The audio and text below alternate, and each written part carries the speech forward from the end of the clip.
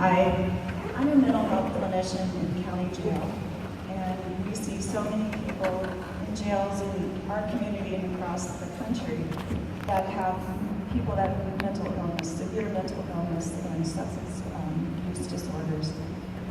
I want to know if Medicaid is cut and it takes away behavioral health and it takes away substance use disorder treatment and assisted medications, what are we going to do? Our jails are just filled up with people that should not be there.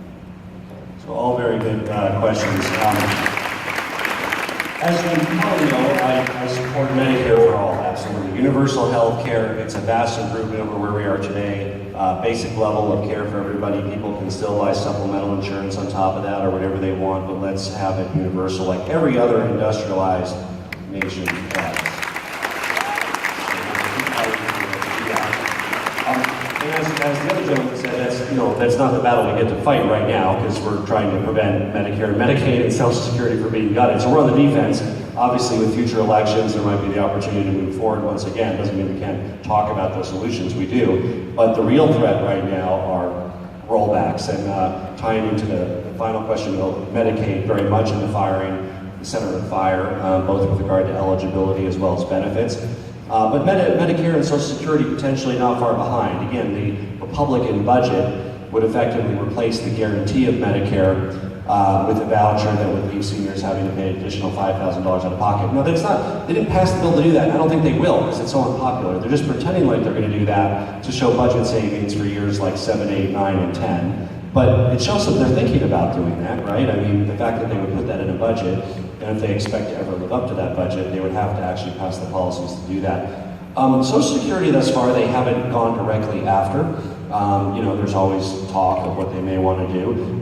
Frankly, doing nothing is not a very good path for Social Security either, because we need to make sure it's actuarially sound for the next generation. A very simple way to do that would be to raise the cap on the income level match for contributions to Social Security. So I had the opportunity to support that a few years ago in a bipartisan budget that didn't get enough votes, but it was the only budget that got Democratic and Republican votes because there are Republicans who care about the solvency of Social Security. But that would be what we need to do. So not taking action is not a good thing either with Social Security because right now the action is relatively minor to shore it up. But if we stick our head in the sands and wait 10 or 15 years, unlike now, right now if you do it, you won't have to touch current beneficiaries at all. If you wait 12, 15 years, they're probably going to have to go over future Congress, they're probably going to have to cut current beneficiaries who rely on that income for their rent and their groceries. So that's why an AARP finally, in the last year or two, they've been pushing this, which is great. Congress should act proactively. They should act now on that.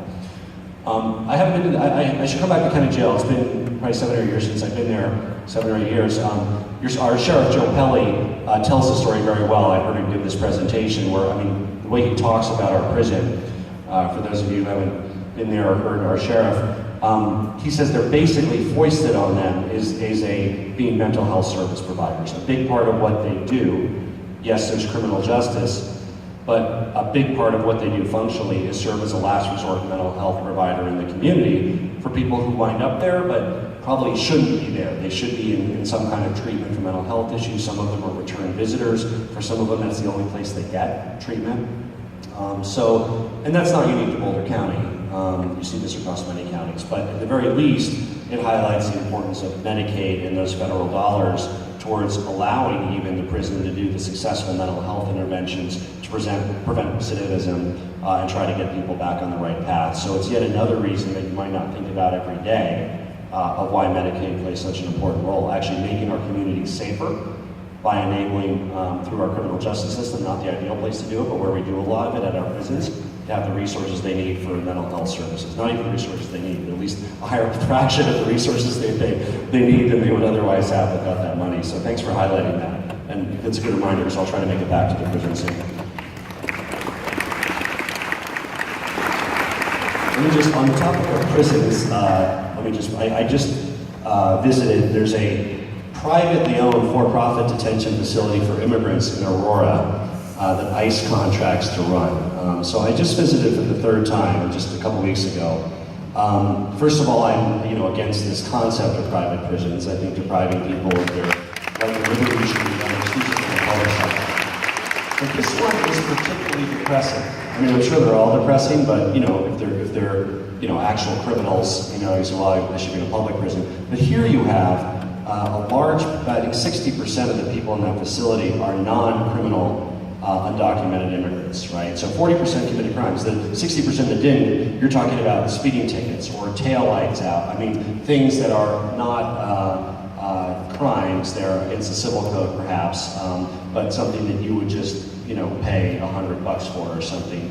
They are deprived of their liberty for months and sometimes deported at enormous taxpayer expense that you're paying for. So over like $100 speeding ticket, you are paying $150 a night for 4 months and $10,000 for deportation, at the same time taking a mother away from her American children who are still in the country and tearing apart a family. So that's the lack of humanity in our broken immigration laws. And I don't blame their civil servants who administer it and are following the law. The problem is it's a broken law. We need to fix our broken immigration system and replace it with one that improves our national security, unites families, helps grow our economy.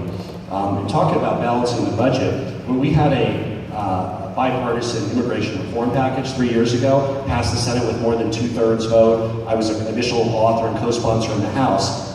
That bill was scored to reduce our deficit, to increase our revenue by over $200 billion over 10 years. That would have gone to the bottom line. So it's sound economically, from a national security perspective, from a humanity perspective, but sadly every day we're still filling up that private prison and others like it with people who were just in the wrong place at the wrong time and didn't commit any crime.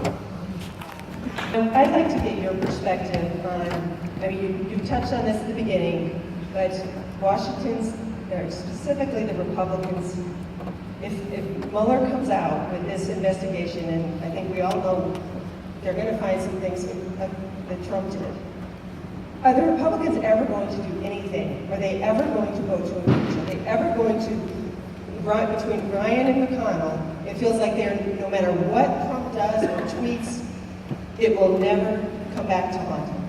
So I'd like to get your perspective on that.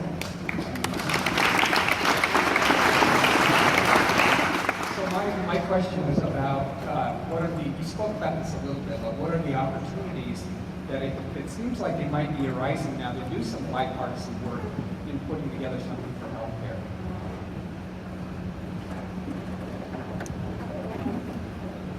Your initial remarks were undergirded by several references to bipartisanship, which I think is very nice to hear. I've been talking over the last couple of months with Chuck Schumer, I know from New York where he is, and he is not very optimistic that it can happen in a meaningful way. We can talk about it, but that it's unlikely to happen, at least not before the next round of midterm elections. So I'd like to ask you, are you really as, I wouldn't say exactly optimistic, but as positive as you seem to indicate several times in your talk? So first, as I think I mentioned in the introduction, this is really meaningful that on two issues, the Russia sanctions and recess appointments, Congress almost unanimously stood up to President Trump. And so that's the start. Those are baby steps. Those are important things, don't get me wrong. But they show that Republicans in Congress, at least on those two issues, are getting a backbone. They know that with all of the smoke around the potential Russia collusion and everything else, they too don't trust the president to unilaterally have the ability to lift sanctions, and they're asserting congressional prerogative.